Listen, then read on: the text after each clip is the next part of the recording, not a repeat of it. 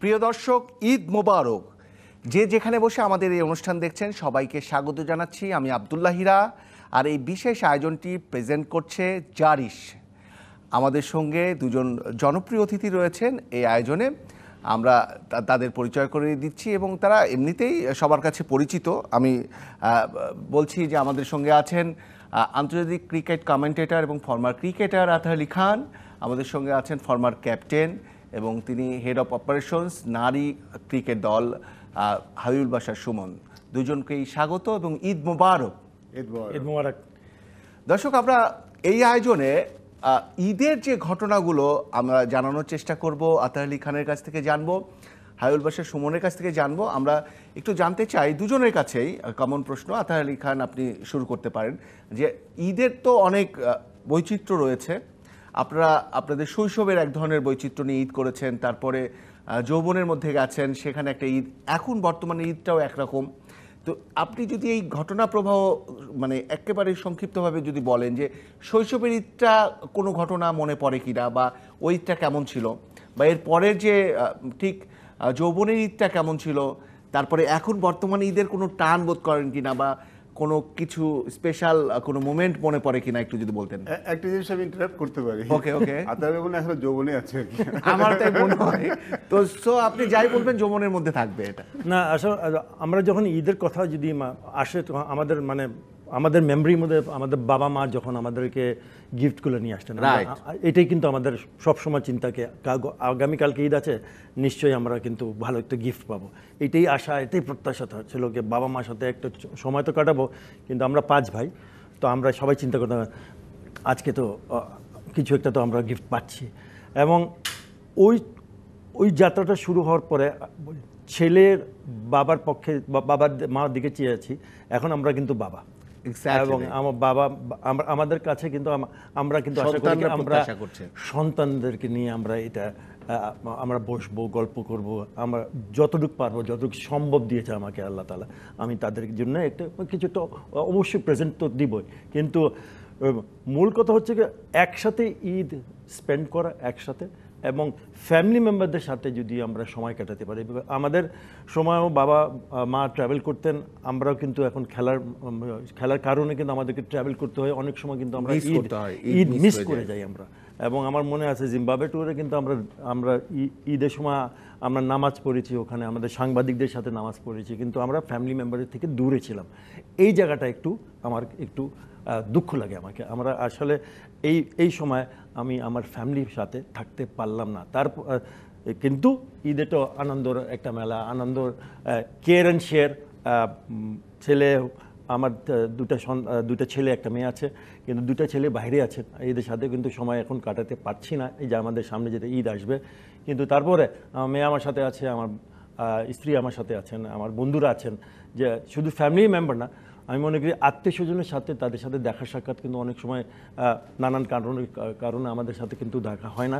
কিন্তু ঈদের সময় যেহেতু ছুটির দিন আছে, বড় একটা দিন আছে, তখন আমরা চেষ্টা করি যত আত্মীয় স্বজনের সাথে কাছে গিয়ে মানে সবাই মিলে ঈদ করার যে আনন্দ, এবং বন্ধুদের সাথেও কিন্তু বিশাল একটা কমিটমেন্ট থাকে যে ক্রিকেটের ফর্মার ক্রিকেটের মানে দেখা করতেই হবে, না দেখালে খবর আছে, সবাই জানে আমাদের দায়িত্ব আছে।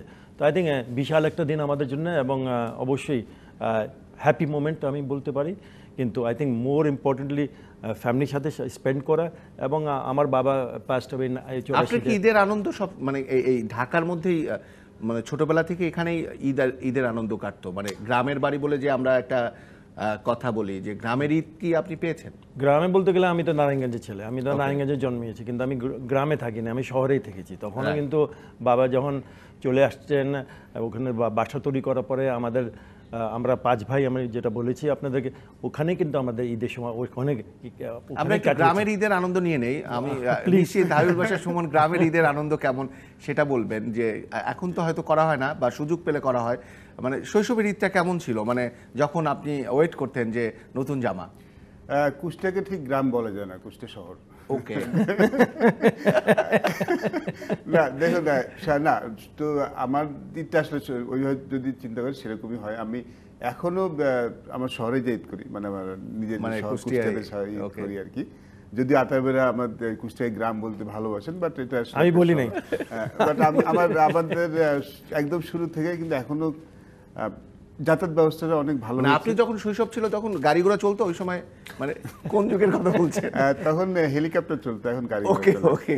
তো আমার জার্নিটা শুরু থেকে যেমন ছিল এখনো তেমনই আছে। প্রতি ঈদেই যদি দেশে থাকি, দেশে ঈদের খেলার কারণে অনেক সময় দেশের বাইরে ঈদ করতে হচ্ছে, সেটা যেটা আতাফে বললেন সেটা সম্পূর্ণ ভিন্ন। বাট যখন দেশে থাকি আমি সবসময় আমার দেশের বাড়িতে যাই, আমার ঈদটা সবসময় সেখানেই কাটে। আমরা একটা বড় ফ্যামিলি, আমরা 6 ভাই 2 বোন ফ্যামিলি, 2 ভাই মানে 6 ভাই 2 বোনের ফ্যামিলি, এবং ফর সাম রিজন আমাদের সবার বিয়ে কুষ্টিয়াতেই হয়েছে। আমাদের পরিবারটা মানে অনেক বড়, অনেক বড়, দুই পক্ষে থেকে শাখা প্রশাখা হয়ে গেছে, অনেক হয়ে গেছে। আমাদের ঈদের স্পেশাল মোমেন্ট কি থাকে, মানে স্পেশাল মোমেন্ট যাওয়ার টানটা কোন কারণে থাকে? যে সবাই একসাথে জড়ো হওয়া, না অমুকের সাথে দেখা হবে, বা বন্ধুদের সঙ্গে? সবকিছুই। আগে তো ছিল বাবা মা সাথে ঈদের দিন, মানে মা বসে থাকতেন কখন ঈদে যাব, বাবাও আমি যখন আসবো তখন আমাদের বাড়ির বারান্দায় দাঁড়িয়ে থেকে ওয়েট করতেন। এটা আমি এখন মিস করি, বাবা মা এখন নাই, চলে গেছেন। বাট পরিবারটা এখনো আছে, বন্ধু বান্ধবরা এখন আছে। মফস্বলে যেটা হয় আর কি, সরি শহরে যেটা হয়, আমাদের সবাই ঈদে বাড়িতে ফিরে আসে। ঈদে আমার সেই স্কুল ফ্রেন্ড, কলেজ ফ্রেন্ড, তারপরে যে বন্ধুগুলো সবাইকেই পাওয়া যায়। ঈদটা আসলে মফস্বলে খুব জমজমাট একটা ঈদ হয়, শহরটা পুরো একদম ভরে যায়, এটা আমরা সবাই জানি। আর ঈদের আনন্দটা আসলে খুব বেশি, একটু বেশি হয় ঈদে। কুষ্টিয়া যখন যাই তখন সবাইকে মিলে আনন্দটা বেশ অনেক বড় হয়, পরিপূর্ণ একটা ঈদের। ইনফ্যাক্ট ঈদের দিনটা আমার খুব ছোট মনে হয়, আরেকটু এনগেজমেন্ট থাকে, এত এনগেজমেন্ট থাকে না। কিন্তু ওখানে কি প্রশ্ন থাকে না অনেক, যে আপনি যেহেতু একটা গ্যাপ দিয়ে যান, তো সেখানে তো বন্ধু মহলে একটা প্রশ্ন থাকে, তুই দেশের ক্রিকেট সম্পর্কে বল, বা এরকম একটা কি হলো এর ভেতরে খবর জানতে চায়, বা আপনার মানে যে আত্মীয় স্বজন আছে যারা সমবয়সী, তারা হয়তো জানতে চায় কি হইলো, মানে এরকম অনেক প্রশ্নের মুখে পড়তে হয়, নাকি তারা এটা কনসিডার করে? আমি খুব ফরচুনেট, আমি নিজে লাকি মনে করি, কারণ কুষ্টিয়ায় আমার খুবই প্রশ্নের মুখোমুখি হতে হয় ক্রিকেট নিয়ে আর কি। আমার ওরা সবাই জানে আমি এটা পছন্দ করি না। যখন ফিরে যাই আমি মানে ওই স্পেসটা পাই।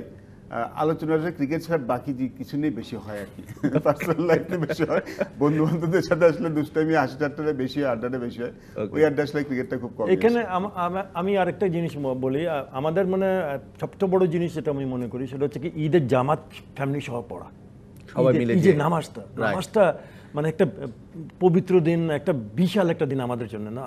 এবং ওইখানে যে আমি আমার আত্মীয় স্বজনের সাথে সন্তানদেরকে নিয়ে জামাতে চলে যাচ্ছি, হেঁটে যাচ্ছি, সবাই যাচ্ছি, এবং সবাই হাসি মুখে যাচ্ছে, রিপ্রেজেন্ট করা হচ্ছে, এবং সবাই নতুন পোশাক পরতে হবে, বাবা তাড়াতাড়ি উঠতে হবে, গোসল করতে হবে, রেডি হতে হবে, সময় কিন্তু মিস করতে পারবে না, আইসা আবার সেমাই খেতে হবে।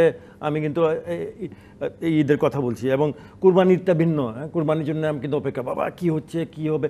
So I think most important আমি মনে করি, he will agree with me, উনি শহরের ছেলে, মানে ঈদের মেইন উদ্দেশ্যটা হচ্ছে কি আমরা নামাজ পড়তে যাচ্ছি, আমরা পুরো ফ্যামিলি নিয়ে একসাথে যাচ্ছি, বিশাল একটা ব্যাপার, বিশাল ব্যাপার। তো আমরা এই ক্রিকেটের মধ্যে থেকে যে একটু ক্রিকেটীয় কথা বলতে চাই, যে ঈদের আনন্দের মধ্যেও ক্রিকেটটা, যেটা হাবিবুল বাশার সুমন বলছিলেন যে উনি এটা হয়তো একটু ওভারকাম করতে পারেন, ঈদের ব্রেকে যখন যান এই ক্রিকেটীয় আলাপ থাকে না, কিন্তু আমরা দর্শকের সঙ্গে একটু ক্রিকেটীয় আলাপটাও করতে চাই। ঈদে ধরেন এবারকার ঈদেই কথা বলি, যে জার্নিটা ভালো যায়নি, যে যার দায়িত্বে যেখানে আছেন।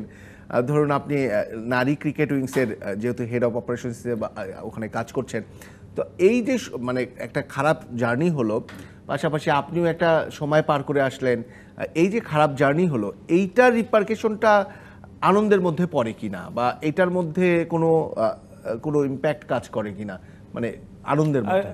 দেখেন, বাংলাদেশ টিম, জাতীয় টিম যখনই খেলে তখন আমাদের 18 কোটি মানুষ, 17-18 কোটি মানুষের প্রত্যাশা কিন্তু কমে না, আশাটা কমে না। এবং যখন একটা ভালো ফল দেখে, ওটা কিন্তু আমি মনে করি কি ভালো ফলের পরে যদি আবার ফলটা আমাদের পক্ষে আসেনি, যেটা আমরা লাস্ট সিরিজটা খেলেছি শ্রীলঙ্কার সাথে, আমি টেস্ট ম্যাচ ক্রিকেটের কথা বলছি, আমি ডাইরেক্ট পয়েন্টে চলে যাচ্ছি। এই প্রেজেন্টারে খুব আলোচনা, খুবই ডিসকাশন, এবং খুবই দুঃখজনকের একটা ফিলিং থাকে, সেটা আমাদেরও সবারই থাকে। আমরা কে চাই না বাংলাদেশ টিম ভালো খেলবে, কে চায় না, সবাই চায় কে ভালো খেলবে, সবাই চেষ্টা করে এবং আমরা জানি কি তারা চেষ্টা, কিন্তু যখন রেজাল্ট আসে না তখন কিন্তু হতাশ, বিশাল হতাশ। মানে আর এটা আমাদেরকে ফেস করতে হয়, তোমারও ফেস করতে হবে, আমাকে ফেস করতে হবে, সবাই ফেস। আপনি সাংবাদিক হিসাবে আপনাকে ফেস করতে পারেন, ফর্মার ক্রিকেটার হিসাবে ধারাভাষ্য কী হলো দলটা তো ভালো খেলছে না, কিন্তু আমি প্রথম কথাতে কি বলি জানি, বলে ও খারাপ খেললে আমার দল, ভালো খেললে আপনাদের দল। শ্রীলঙ্কার যদি আমরা কথা বলি তাহলে শ্রীলঙ্কার বিরুদ্ধে আমরা কোনো টেস্ট ম্যাচ দেশে জিতি নাই, আমরা এইবারও পারি নাই। তা আগের চেয়ে কিন্তু খারাপ হচ্ছে না, যা আগের রেজাল্ট ছিল তাই হয়ে যাচ্ছে। হ্যাঁ, ড্র করতে পারলাম না, কিন্তু যেহেতু আমরা নিউজিল্যান্ডকে হারিয়েছি এখানে সিলেটে টেস্ট ম্যাচে, ক্রিয়েটেড হিস্ট্রি, প্রথমবারে বাংলাদেশ টিম নিউজিল্যান্ডকে নিজে দেশে হারিয়েছে টেস্ট ক্রিকেট। ওই রেজাল্টের কারণে কিন্তু আমাদের আশাটা বেড়ে যায় এবং সবাই চিন্তা করে কেন আমরা তো নিউজিল্যান্ডকে হারিয়েছি, শ্রীলঙ্কা তো আমি অবশ্যই জয় করতে পারবো, কিন্তু এত সহজ না। ওয়ার্ল্ড টেস্ট চ্যাম্পিয়নশিপে এই গুনতে হবে, কিন্তু আরো খেলা বাকি আছে। শেষ মুহূর্তে কে কোথায় দাঁড়াবে সেটা আমি মনে করি কি আমাদের বাংলাদেশ টিম নিয়ে বাংলাদেশ নিয়ে চিন্তা করা দরকার। কে কোথায় যাচ্ছে আমি জানি না, আমরা ওয়ান স্টেপ এট এ টাইমে। আমরা যদি নেক্সট টেস্ট ম্যাচ সিরিজ যেটা খেলবো, এখনো কিন্তু সময় আছে আমাদের, কিন্তু T20 ওয়ার্ল্ড কাপ আছে, জিম্বাবুয়ে সিরিজ আছে, নেক্সট টেস্ট সিরিজটা আমি মনে করি ইন্ডিয়ার পাকিস্তানের সাথে আছে, মনে হয় সাউথ আফ্রিকার সাথে আছে। আমরা কি ড্রয়ের কিন্তু পয়েন্ট আছে, সেটা মনে রাখতে হবে, ড্র টেস্ট করতেও পয়েন্ট আছে ওয়ার্ল্ড টেস্ট চ্যাম্পিয়নশিপে। আমরা যদি জিততে না পারি, জিততে পারলে আলহামদুলিল্লাহ, না পারলে ড্র করি আমরা টেস্ট ম্যাচে, তাহলে পয়েন্টটা গ্র্যাব করি।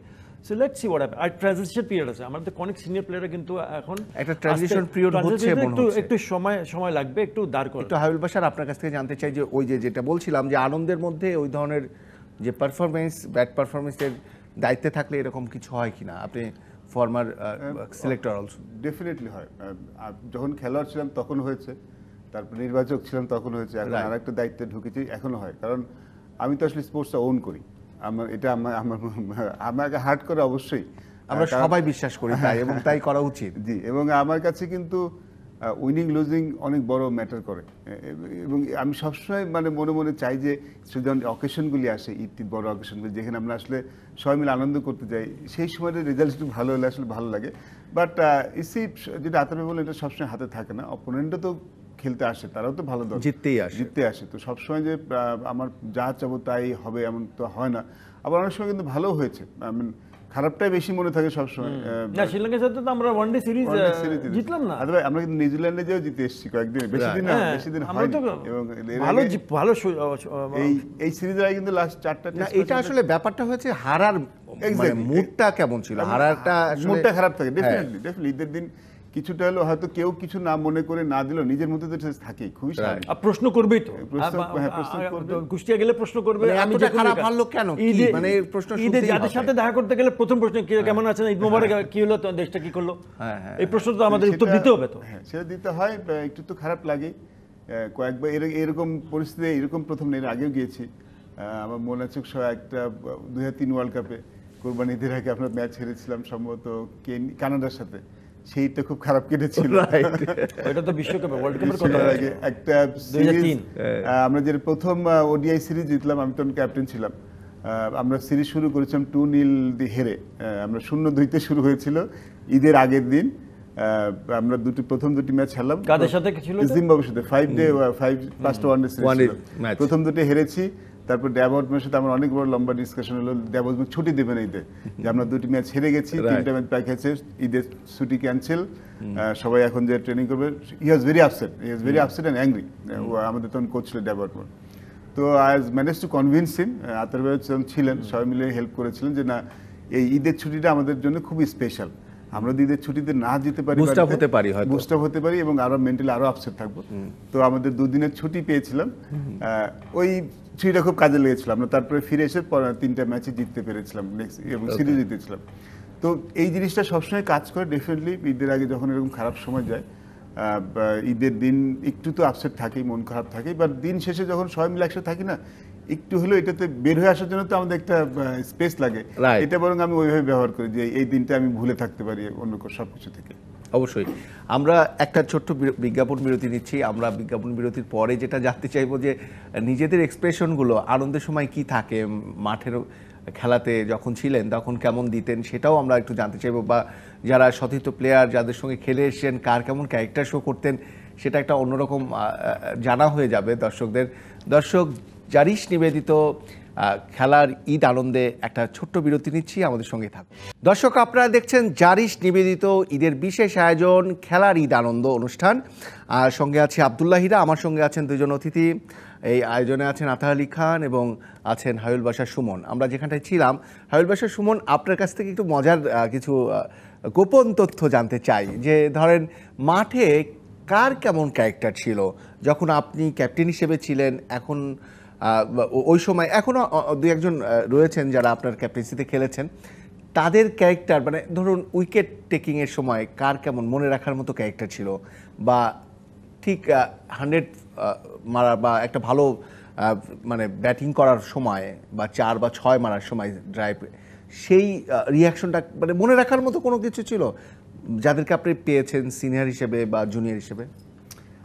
আমার সময় সবাই একজন একটা ক্যারেক্টার ছিল।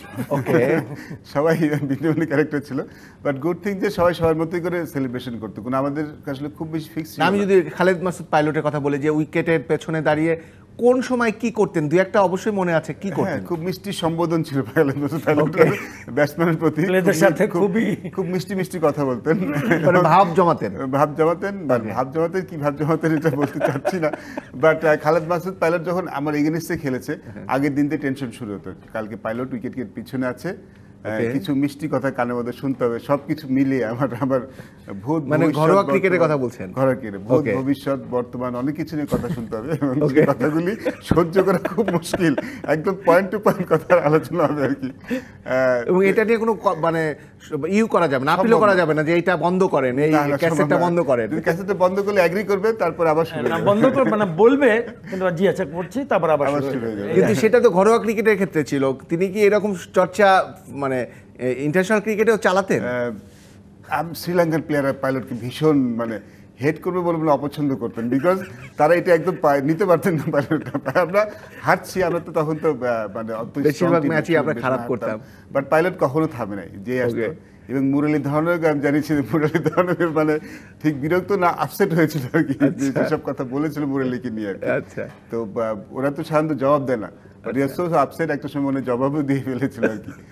না, এরকম ক্যারেক্টার আসলে আমার টিমের জন্য খুব দরকার ছিল, বিকজ টিমটাকে এনলাইটিং করে রাখতে হবে সবসময়। মানে আরো দু একটা ক্যারেক্টারের কথা যদি বলতেন, যে বোলার হিসেবে ওর পারফরমেন্স বা একটা আপিল আপনি ক্যাপ্টেন হিসেবে পেয়েছেন, যে ও সবসময় এমনভাবে আপনাকে কনভিন্স করার চেষ্টা করতো যে এটা একদম জেনুইন। যখন তখন তো ডিআরএস সিস্টেমটা ছিল না, কিন্তু তবু আপনার কাছে যেটা মনে হয় যে দুই একটা এরকম যে খুব বেশি আপনি দেখেছেন যে না এটা ওরকম না, ফানি একটা ব্যাপার এরকম? মোহাম্মদ রফি খুব কম্পিটিটিভ ছিল, একটা নাম আসতেছে আমার মাথার মধ্যে। ওকে, ফানি ঠিক না, আবার সাদত হোসেন আমাদের রাজীব এখন বলে, রাজীব, হ্যাঁ, রাজীবের একটা বৈশিষ্ট্য ছিল যেটা ক্যাপ্টেন হিসেবে আমাকে খুব ভুগাতো। তখন তো টাইম ফ্রেম চলে আসছে, সময় মতো খেলা শেষ করতে হবে। তো রাজীবের রান আপটা অনেক লম্বা ছিল, রাজীবের আবার ফলো থ্রুটা অনেক লম্বা ছিল।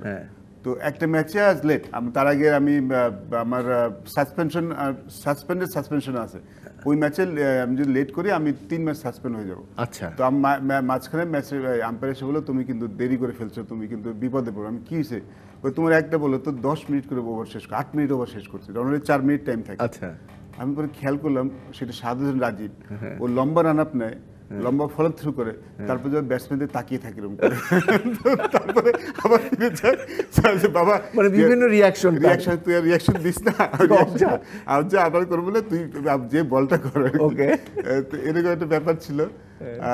সুজন ভাই অনেক হাইপার থাকতো, Khaled Masud Pilot, real competitive person, Khaled Mahmud Sujon, real competitive, মানে ওই সময় যে দরকার আর কি আমার টিমের জন্য, মানে একদম খুব সিরিয়াস, জানদার সিরিয়াস, সবাইকে উড়িয়ে ফেলতো আর কি। But you have some character definitely.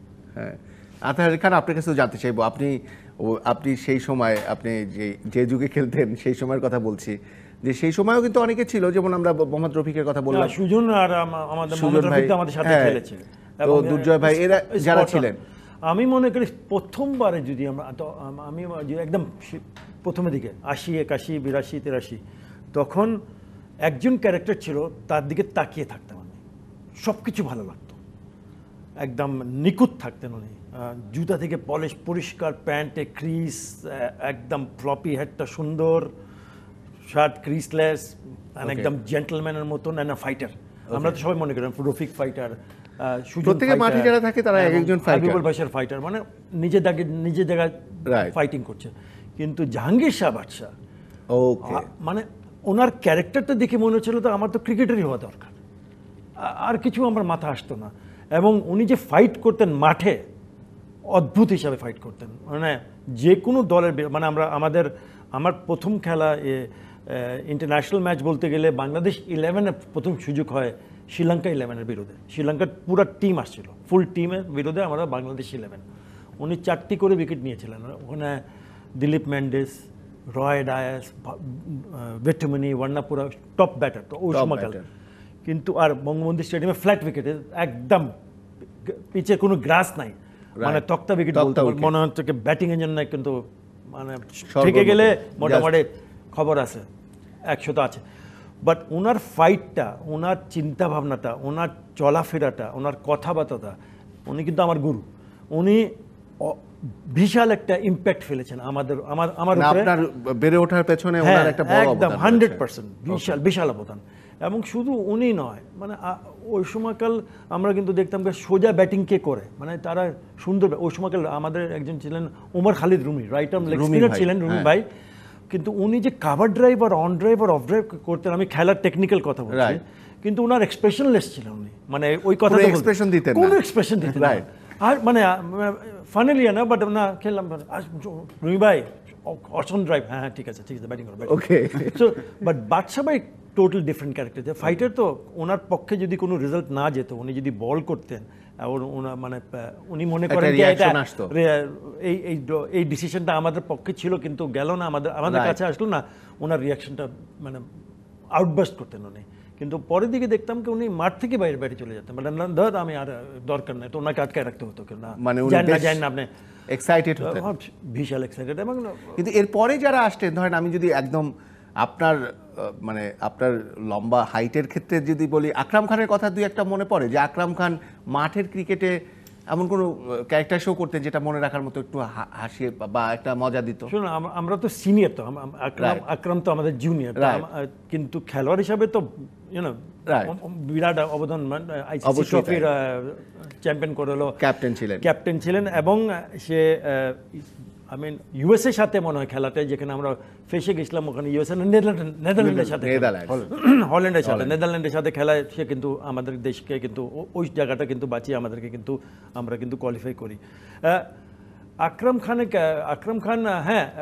খানের জলি ফেলো বলতে হয়, তার ক্যারেক্টার তো জলি, মনে হচ্ছে কি ফ্রেন্ডলি ক্যারেক্টার, খুবই ফ্রেন্ডলি ক্যারেক্টার, কিন্তু একটু শাই ছিল, যেহেতু আমাদের কালচারটা হচ্ছে কি সিনিয়রদের সাথে মজা করবে সব কিছু, কিন্তু একটু লজ্জা পায়, এটাকে না বেশি ওপেন হতে পারবো না। আমি তো হাবিবুল বাশার সুমনের সিনিয়র, আমরা মাঠের ভিতরে কিন্তু আমরা যাই করুক না করুক, এক জায়গায় গিয়ে কিন্তু সুমন হয়তো বলবো কি না আধার ভাই ঠিক আছে ভালো, কিন্তু বাইরে মাঠের বাইরে আধার ভাই কি হলো, আরে মানে ডিফারেন্ট ক্যারেক্টার। কেমন করে, খুব কি এই করে, দুষ্টমি করে? আরে বলেন না, ও আমার মনে আছে, আমি তো ব্রাদার্স ক্লাবে বছর 2-1 ছিলাম, তো আমার এই দুটো জুনিয়র ছেলে, জুনিয়র প্লেয়ারের মধ্যে একজন হচ্ছেন উনি হাবিবুল বাশার সুমন, আর একজন হালিম শাহ। হ্যাঁ, এই দুজন কিন্তু আমার সবচেয়ে প্রিয় মানুষ cricket সার্কেলে।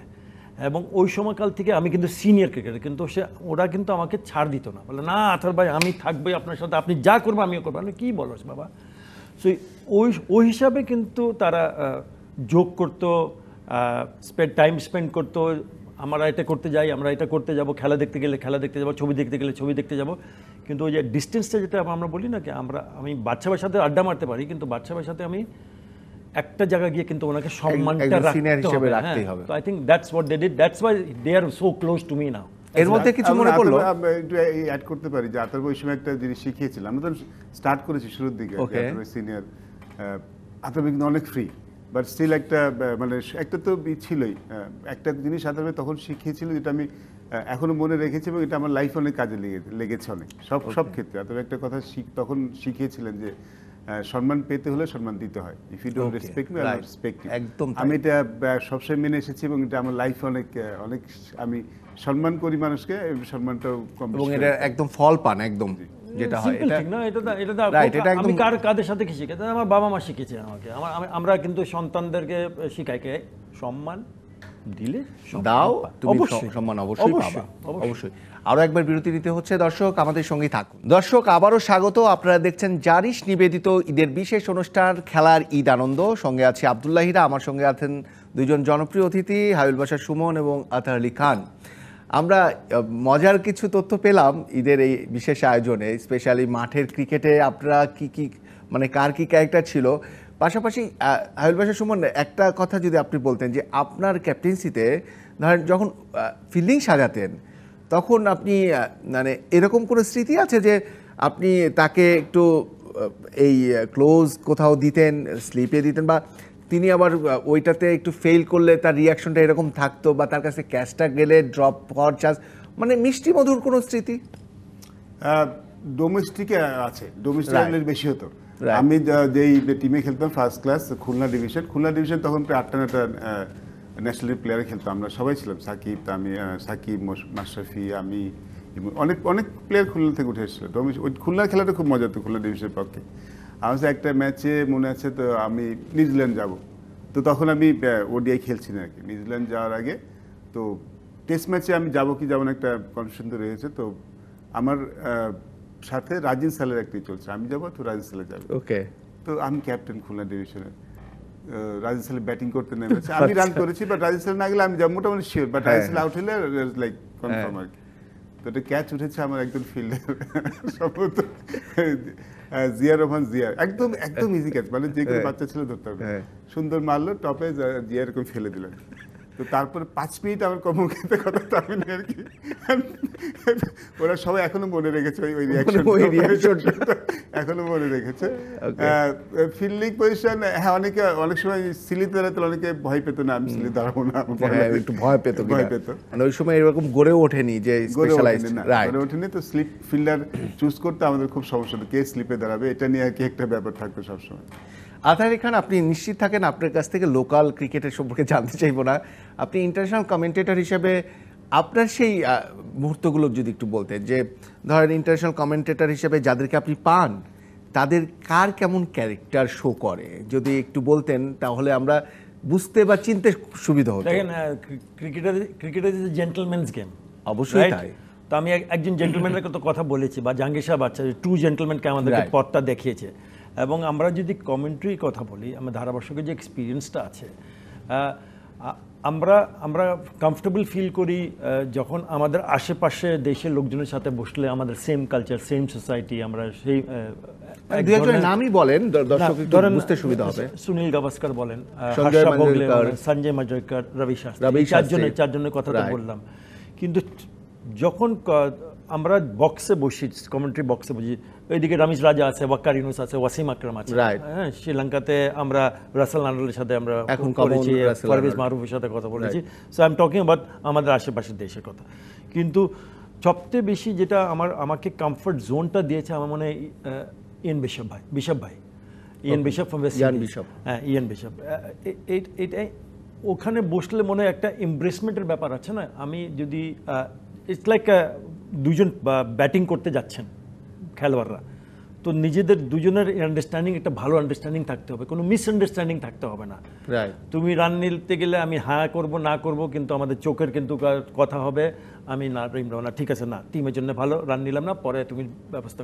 So it's like this. আমি নতুন কোনো ছেলে আসলে তাদেরকে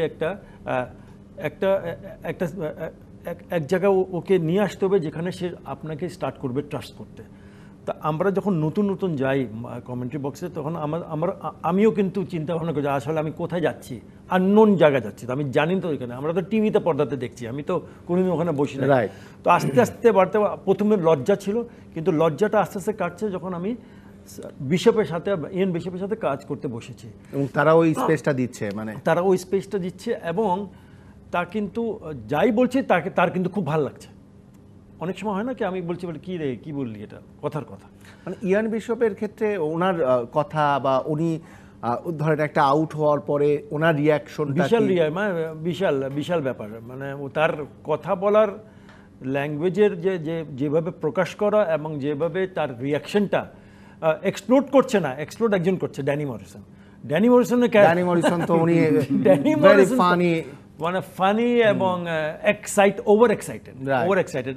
এটাও কিন্তু অনেক, এটাও একটা দর্শকের একটা পার্ট আছে, অ্যাকসেপ্টেবল আবার, মানে তার এক্সাইটেশন মজা হয়, হ্যাঁ মজা এমন হয় না যে আর্টিফিশিয়াল, না নট আর্টিফিশিয়াল। এবং প্রতিটা কমেন্টেটরের একটা আলাদা ভিন্ন জিনিস আছে যেখানে এভরিথিং।